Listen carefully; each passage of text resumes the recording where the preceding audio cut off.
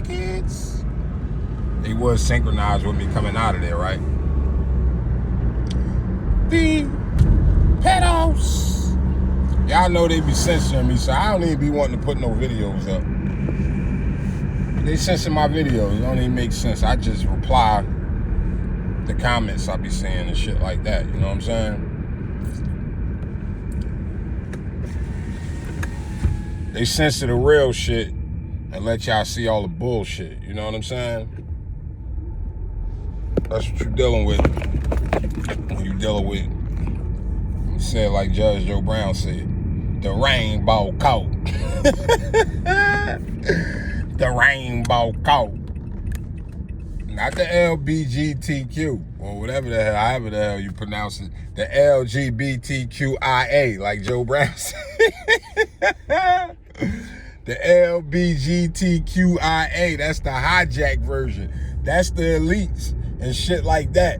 That ain't regular, because I'm telling you, yo, when I was growing up, I can put it back up now in case, unless they turn right here. Fucking weirdos. I can't stand these motherfuckers, yo. But anyway, you know, like, back in the day when I was growing up, right? Now, my sister, I'm gonna give y'all a brief little summary. My sister, you know, when we suspected her of being a lesbian or whatever the hell you want to call it, however it go, she always denied it. It ain't come out with her till like maybe 2000, I want to say, maybe 99. So that's how long my sister been rainbow, right? One of my sisters, rather. The one I had the daycare with. Then my aunt, I got a cousin that's probably a year or two younger than me. I'm 40 years old. My cousin Siobhan probably like 38. You feel me? That was her first child. She had her last child, which is my little cousin that died. He died in like 2012, I want to say. Feel me? So that's the last time my aunt been with a man, was when he was conceived. That was probably 30 years ago, almost probably 30, 35 years ago. My little cousin died, he was 18. R.I.P. to my cousin Demetrius, you know what I'm saying? But he was 18 at the time when he died. That was her last time being with a man. You feel me? And that was, you know, if he was 18 in 2012, he had to be, she had to stop messing with men like in the 90s. You know what I'm saying? Probably like the mid 90s. That's the last time my aunt been with a man. But my aunt, and she, I'm telling y'all, like, my aunt used to be on drugs, right? Crack was her thing. You feel me? She done stole from me a million goddamn times. I forgive her every time. That's my aunt. She got her shit together. She ain't fucked with that shit in probably, I'm gonna say like 15 years. Maybe a little longer than that. But she crazy than the motherfucker.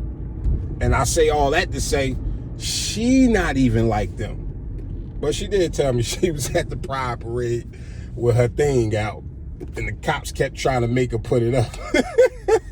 My aunt is crazy, yo. I'm telling you, if she had been a comedian, yo, she would have went to the top. I'm telling y'all, my aunt would have went to the top. She wear glasses and she got dimples.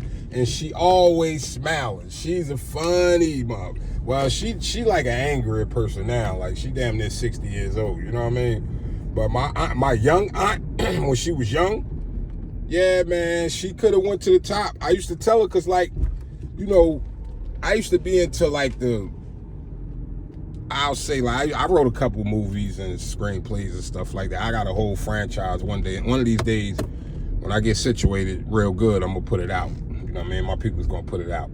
But my aunt, on some real, she, I used to tell her, like, yo, you know, I was going to take my daughter to L.A. I had the whole thing set up. I paid for everybody plane tickets. My aunt ain't want to fly. She was going to babysit my nieces. Well, my niece and my daughter. And basically, you know, my daughter was going to my sister's daycare at the time, the one we had together. And I had my sister, you know, when her mother bring her to school, I had my sister like going over the lines. Like, we had it set up. We had talent scouts and managers and agents and everything lined up. You feel what I'm saying? I paid for everybody trip down there, my baby mom's. She did some BS. She thought I was going to go to L.A. because my daughter was a smart little thing. Hey, man, look. She got part of my brain in her head, so of course, you know what I mean? Like, she a little super baby. That's all I'm going to say. But she remembered all the stuff and was ready to go. Her mother thought I was going to go out there, right? She thought I was going to go out there, get with some people, you know, because I was still papered up crazy. So it was like she thought I was going to go out there, get acquainted with some important people, which we was, because, you know, I was making connections at the time, like industry connections all over the place. So, you know, that was going to happen. But she thought I was going to go out there, get my daughter famous, and keep her. Like, run away with her. I'm like, yo, you know, she worked at Wells Fargo around that time. This was probably like 2007. You know what I'm saying? And she had just got her job at Wells Fargo. You feel me? She running her own branch nowadays. You feel me? But back then she had just started working at Wells Fargo. You feel me? Back in like 07. So basically, she thought I was gonna run away with my daughter and not, you know, and like on some kidnapping type stuff and never let her see her again, get her famous and you know, get her some money and all that and say F her. No, I was going to pay for her to come out there. And she told me that she could have relocated. Like, all she had to do was let her job know she was relocating. They was going to find a branch for wherever we was at in L.A. And she would have been able to work at the branch in L.A. But she was all shook up thinking I was going to kidnap my daughter from her forever. And, you know, she held her from me when we supposed to hop on the flight to go out there. You feel me? So it is what it is. I don't hold no grudge against her for that because she knows she did a lot of messed up stuff, and that's why she don't be on my head when certain stuff got to get done. And, you know, right now I can't do nothing about it. Soon I'll be able to, but, you know, a lot of the money she put out, I'm going to have to just pay it back. I took care of her ass. So it's like, you know, I helped you get in your position you in. And you know, it went further, but you know, when girls had babies, man, my daughter mother was the coolest girl on earth. I'm telling you, I wouldn't have wanted no other girl. But after she had the baby, she just started going, like she got crazy. I don't know. That's why I tell everybody when they be like, well, you know, females is all right. Or like, you think a girl crazy? Hell yeah, 94% of females are fucking crazy. I don't care what y'all say. You know what I'm saying? Like, she just is like bugging the fuck out after she had the baby. Before that, nothing couldn't make her mad. I'm telling you, I don't give a fuck what you told her. She did not get mad. She was the calmest person. I'm telling you that she was like one of my homies. The calmest motherfucking person on earth. But after she had that baby, man, I'm telling you. Then she used to tell me, oh no, I had a car when I was like, I bought my second car. That was like the superstar car. You know what I'm saying? It really was. I ain't even gonna lie to y'all. But she started getting jealous of my car, talk about some, yeah, hey, since you got that car, it's been all about you and that car. You know what I'm saying? I'm a street nigga, so it's like, well, at the time, you know, I'm not into the streets no more. Of course, I'll always be connected to the street because I grew up in them. Before I even did anything bad in the streets, I grew up in the streets since 8 years old, so I'm going to always be a part of the streets. But at the same time, it's like she was so jealous of my car. You know what I'm saying? And not to mention, she was working at a clothing store downtown. She ain't had shit to say when I go take her ass to work and pick her up after she got off every day. In my car with no license. You know what I'm saying? So like, yeah, those some fun times though, man, you know. But it is what it is, man. Y'all know how it go, man. I'm gonna cut this. I just wanted to give y'all that quick story time, man. You know, hopefully when I get my own little setup and shit, I'm gonna put a whole little room together so I can start live streaming and really doing some videos, man. I got a lot of shit I need to put together and I gotta get out my head. Cause I'm a natural creative, you feel me? So like, I think of so much shit and be having so much shit in my head that I'll have to take time to think about some of the shit that I really want to do. It's so much in here, you know what I'm saying? So, you know, I try to just be like, all right, well, I'm going to continue doing what I do until my situation get a little better. I got shit turning for the better. It's just when you target it, they stall everything on you. And I'm dissing everybody. I don't fuck you. If you're a fuck nigga, a bad person, anybody, you getting it. I don't give a fuck who you are. I'm tired of y'all idolizing these people just because they got money. They are bad people. That's what y'all got to get around to. Knowing that these motherfuckers bad and that money don't mean nothing when you're a fuck person. Straight up. I don't give a fuck how much money you got. How you get your money? Was it obtained honestly? Cause them the only motherfuckers that's the side I'm taking nowadays. If you're a fuck person, I cannot deal with you. I don't care what you have. None of that shit impressed me. I lived the life before, so it really don't matter to me. You feel what I'm saying? At this point, I just want real people around that's on the up and up. I'm tired of motherfuckers doing people wrong and just, being sellouts and fucking just, just being your enemy for no reason.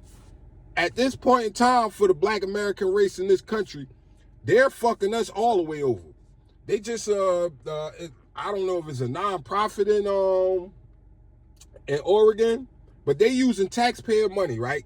They got a program for people buying houses, for non-U.S. citizens buying houses, and they giving them $30,000 down payment. Excuse me.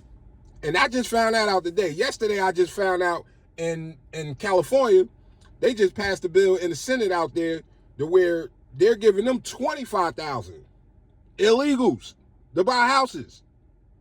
What the fuck is going on here, y'all? And now you wonder why I say Trump, Trump, Trump. No, they gotta go. I'm signing up for ICE.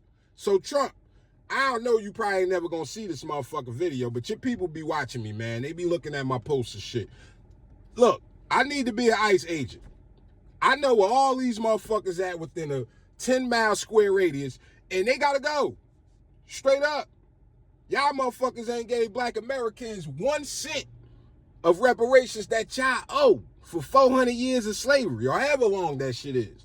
Straight up, but y'all giving border jumping motherfuckers that ain't even never had birth shots everything in the world. No, there's something is wrong with that, and you fuck Democrats. I hate you motherfuckers. Now, let me take that back. I don't like you motherfuckers. I ain't gonna say hate, because hate is a strong word, and I don't be hating motherfuckers. I wake up tomorrow, y'all see how I'm ranting right now? I'm gonna wake up tomorrow and think about money. I'm not even gonna think about what I said just now on this video. Real talk. I don't wake up the next day mad at nobody. I be in the store, yo, I'm telling you, when I be shopping for orders and shit, it be cashiers in every store I go in that's just miserable. I know they don't want to be there. They don't want to do that shit and stand up all day, but I laugh and joke with them, you know what I mean? Put them in a good mood. You got to do that to people. I don't give a fuck who it is. If I see you in a bad mood, I'm going to try to cheer you up, straight up. That's the type of motherfucker I always been anyway. You know what I mean? Like, me and my niggas used to crack jokes. Listen, let me tell you, we was some, I ain't even going to say we was some, but if you didn't have thick skin growing up with us, you couldn't be around us, straight up. And I'm talking about, anything you could imagine that a motherfucker would hike on you about, that's what we did. And sometimes niggas cried, we fought, because we had some prolific fucking joke tellers. You feel me? Like, these motherfuckers was just automatic with it. Anything they say was funny. You feel what I'm saying? So when y'all, if y'all happen to watch this and y'all be seeing me on Twitter and I be just getting on everybody and always laughing, that's just how I grew up. You know what I'm saying? I've always been serious, but it's also that side where we're gonna laugh and have some fun. You know what I'm saying? But this shit done ran long enough, man. Until the next one, I'll holler at y'all. Peace. I'm going in.